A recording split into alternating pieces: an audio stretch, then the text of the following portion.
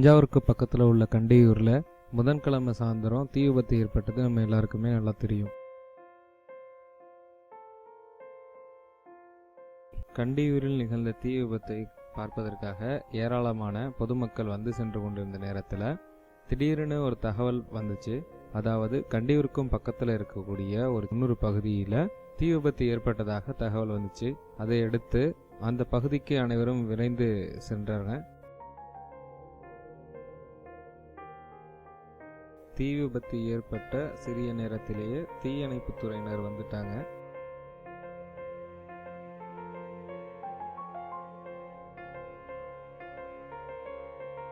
வந்து தீயணைக்கும் முயற்சியில் ஈடுபட்டு தீயையும் அணைச்சிட்டாங்க.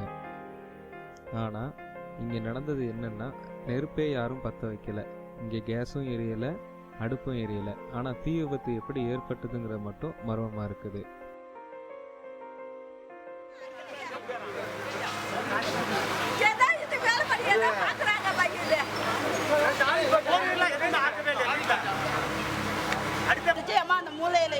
அந்த மூலையில எரியுதுமான்னு ஓடி போய் பார்த்தா சட சடுன்னு எல்லாம் அடுப்பெல்லாம் எதுவுமே எரியல சார். போகத்தான் சார் வந்துச்சு.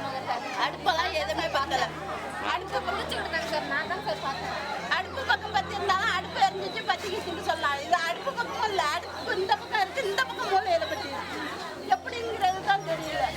அதாம்மா எல்லாருமே வேலை செஞ்சுக்கிட்டு தான் நிற்கிறோம். ஓதிட்டு அசர் தொழுத்துட்டு ஓதிட்டு உட்காந்துருக்கேன். அந்த ஆபத்துங்கிற சூறாவை தான் ஓதிட்டு உட்காந்துருக்கோம். கண்டிப்பாக நீங்கள் அந்த நிகழ்ச்சியை நினைச்சா திகிர் படங்களம்மா எங்களுக்கு. இன்னும் அல்லாட்ட துவா கேட்டுக்கிட்டு அல்லா காப்பாத்துன்னு சொல்லிக்கிட்டு இருக்கோம். புது புதுன்னு எரியுதுமா. கேஸ் மூலியமா என்ன வருதுன்னு தெரியல.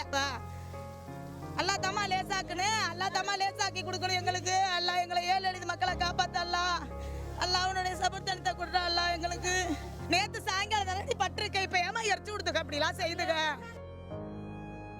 நேற்று தீ விபத்து ஏற்பட்ட இடத்துக்கும் இன்னைக்கு தீ விபத்து ஏற்பட்ட இடத்துக்கும் சுமார் 2 கிலோமீட்டர் வித்தியாசம் உள்ளது. தீ விபத்து எப்படி ஏற்பட்டுச்சுங்கிறத போலீஸும் தீயணைப்பு துறையினரும் தீவிரமாக விசாரிச்சுக்கிட்டு இருக்கிறாங்க. நேற்று ஏற்பட்ட தீ விபத்துக்கு இன்ன வரைக்கும் காரணம் கண்டுபிடிக்க முடியல. அதுக்கடையில் இன்னைக்கு மறுபடியும் புதுசாக தீ விபத்து ஏற்பட்டது எல்லாரையும் அதிர்ச்சிக்குள்ளாக்கியிருக்கு. அது மட்டும் இல்லாமல் இங்கே பாதிப்பும் அதிகமாக அடைஞ்சிருக்குது. இன்னைக்கு ஏற்பட்ட தீ விபத்து மிக மர்மமாக இருப்பதால் இது யாரோ செய்திருக்கலாம் அப்படின்னு சொல்லி அங்கே உள்ள பொதுமக்கள் நினைக்கிறாங்க. இது எரியுதுமா பாரங்காட்டியும் ஃபுல்லா இது வரைக்கும் வந்துருச்சு.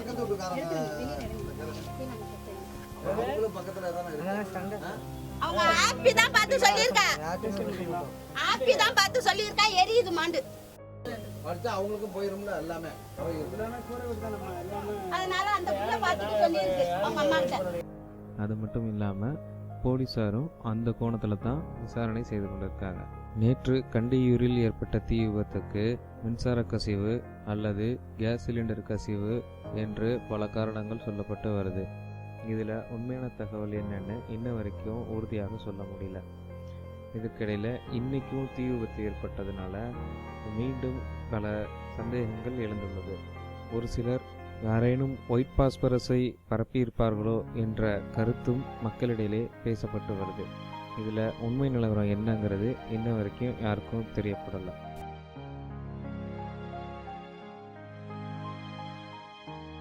தொடர்ந்து இணைந்திருங்கள் ஹச் மீடியாவுடன்.